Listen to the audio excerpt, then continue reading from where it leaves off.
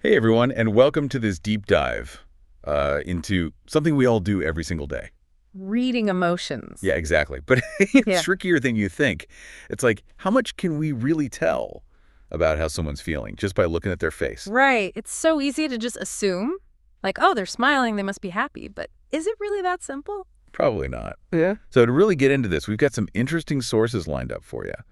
We've got some academic research from the Public Medical Center, an article from Psychology Today that I thought was really insightful, and even a piece about emotion recognition technology from the McGill Business Law platform. Oh, wow. And bringing in the real world experience, we've even got a Reddit thread where folks are talking about how social anxiety makes them like hyper aware of facial expression. Oh, yeah, that's a good one. Okay, so let's dive in. I mean, we all know the common view, right? Smiles equal happy, scowls equal angry. Mm. Pretty straightforward. Right. It seems like it should be, but the research suggests it might not be that cut and dried. Yeah, there's got to be more to it. Yeah. So how do scientists even approach studying something like emotion? Well, it's tricky, right? I mean, how do you measure something that's so subjective? Researchers use the term reverse inference to describe this process of trying to figure out someone's emotional state based on their behavior, like a facial expression. Reverse inference. Mm. Okay, I like that. But wouldn't that lead to a ton of misunderstandings if it's not as straightforward as we think? It definitely can. The Psychology Today article actually had a perfect example of this. It talked about this couple, Chandra and Willie, who had this huge blow up because of it. Oh, what happened? Well, Chandra was super upset because Willie forgot their anniversary. She just assumed it meant that he didn't care about her or their relationship. Ouch. Yeah, I can see how that would sting. Exactly. And for Willie, expressing love was more about the little everyday things, not necessarily grand gestures.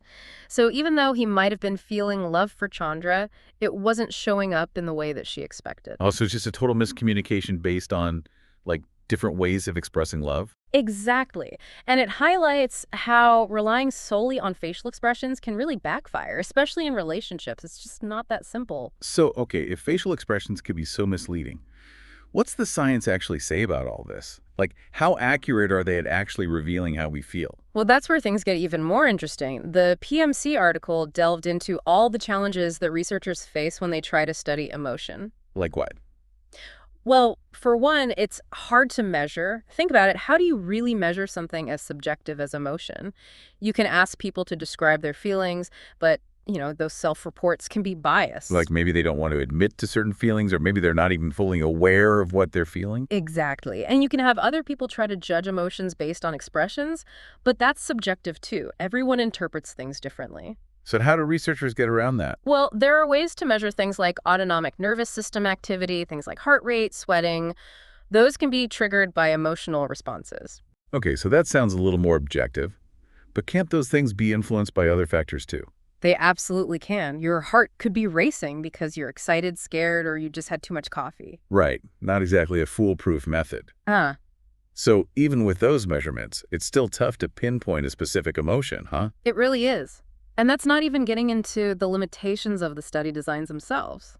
The PMC article mentioned that a lot of research relies on posed expressions, not the kind you see spontaneously in real life. Oh, right. Like if you ask someone to smile for a photo, it's going to look different from a genuine smile when something actually delights them. Exactly. And when studies use those posed expressions, it might not reflect how emotions are truly expressed in everyday life. They also tend to use static pictures instead of videos, but faces move, they're dynamic. Yeah. It's not like we freeze our faces in one expression all the time. Yeah, So it seems like studying facial expressions is kind of like trying to nail down like a moving target. it really is. So when you consider all that, what's the verdict? Well, the research on how reliable and specific facial expressions are is mixed.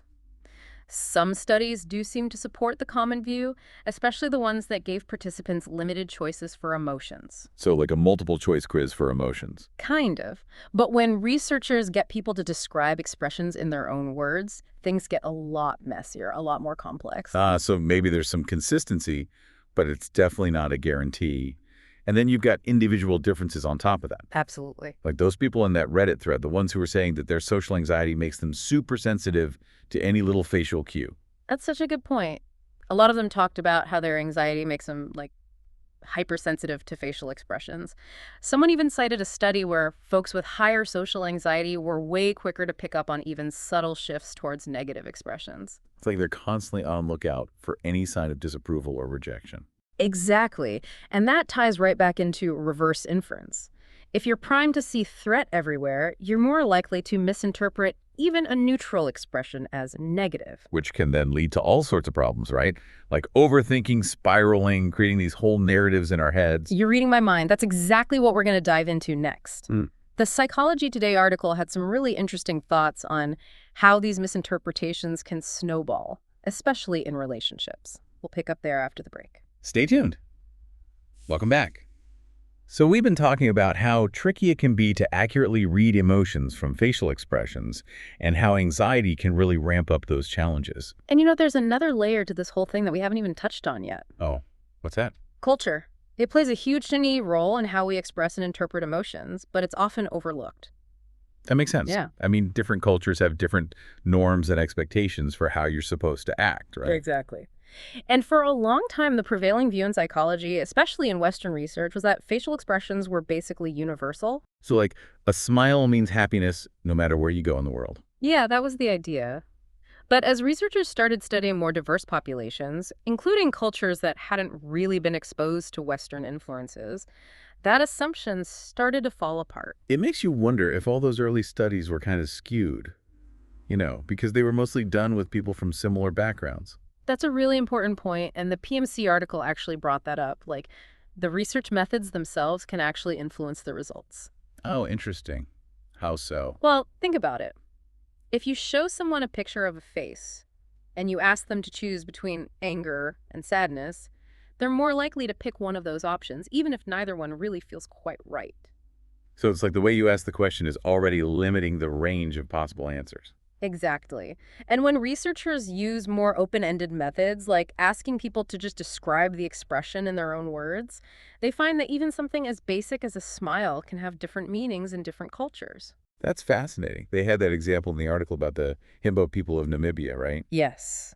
They were much less likely to label a smiling face as expressing happiness, even though they could clearly tell the difference between different expressions. So it really challenges our assumptions about what we think we know about facial expressions. Absolutely. It's like we're all looking at the same picture, but we're seeing it through different lenses that are shaped by our cultural backgrounds. That's a great way to put it. And it reminds me of something else the article mentioned about people who are congenitally blind. People who have never been able to see. Oh, yeah. That's pretty mind-blowing, isn't it? Totally.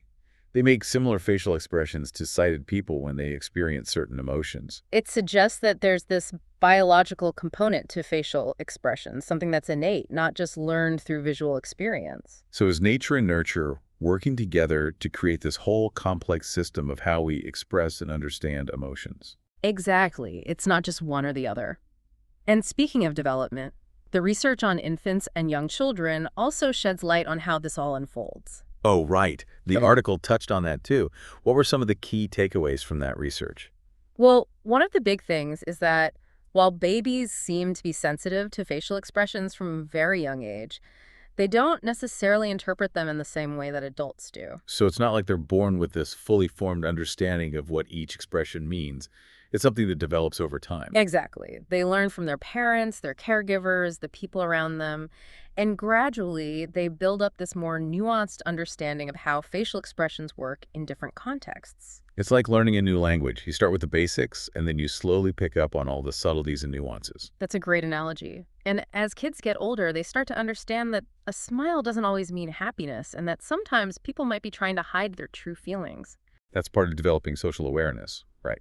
But it also means that we become more aware of the possibility that people might not always be expressing their genuine emotions. Which can lead to overthinking and misinterpretations, like in that example with Amy and Bob from the Psychology Today article. Right. She was convinced that he wasn't happy in their relationship just because of his facial expressions during certain activities. And it highlights how, even as adults, our interpretations of facial expressions are heavily influenced by our own personal experiences, our own biases, our own baggage. So it's not just about learning to read facial expressions accurately. It's also about understanding how our own internal state might be coloring our perceptions. Exactly. And this brings us to a really important point: communication. If we're unsure about what someone is feeling, the best approach is to simply ask rather than making assumptions based on their facial expressions. It sounds so obvious, but I know I'm definitely guilty of jumping to conclusions sometimes instead of just asking for clarification. We all do it. It's human nature. But clear communication can prevent a lot of misunderstandings and unnecessary conflict. Absolutely. And, all this talk about the complexity of interpreting facial expressions makes me think about the potential pitfalls of emotion recognition technology. Oh, that's a perfect segue, because ET is a prime example of where these nuances can have real-world consequences. Hmm. If we, as humans, struggle to get it right, how can we expect technology to do any better? That's a great question. Yeah. And it's something we're going to delve into in the next part of our deep dive. We'll explore the ethical considerations, the potential benefits, and the potential risks of this rapidly evolving technology. Stay tuned. Welcome back to our deep dive. So we've uncovered a lot about how we interpret emotions from faces, and honestly, it's way more complicated than I initially thought. Right. It's not just about looking at a smile and assuming happiness. There's so much more going on beneath the surface. Exactly. But now that we've explored all that complexity, what can we actually do with this knowledge? How do we become more skilled at reading emotions? Not like mind readers, but, more accurate and empathetic. I think it starts with understanding that it's not about achieving some kind of perfect emotion detection. It's about being more mindful, more aware of all the factors that influence how we perceive emotions. So, where do we even begin? Well, the Psychology Today article had some great advice. It talked about this idea of solo soothing, which is basically having a set of tools to manage your own emotional reactions. Solo soothing. I like that. So, if you think someone's reacting negatively to you, you don't immediately jump to conclusions or get defensive. Exactly. You take a step back, give yourself a moment to process. It could be taking a few deep breaths, going for a walk, listening to music, anything that helps you calm down and get some perspective. It's like hitting the pause button before you react, so you can approach this situation with a clearer head. Precisely. And another key point they made was about challenging those negative narratives we often create in our minds. Oh yeah, I'm totally guilty of that. One little frown, and I'm off to the races, concocting the worst-case scenario. We all do it. But it's so important to question those stories we tell ourselves. Ask yourself, is there actual evidence for this? Am I letting my own insecurities or past experiences cloud my judgment?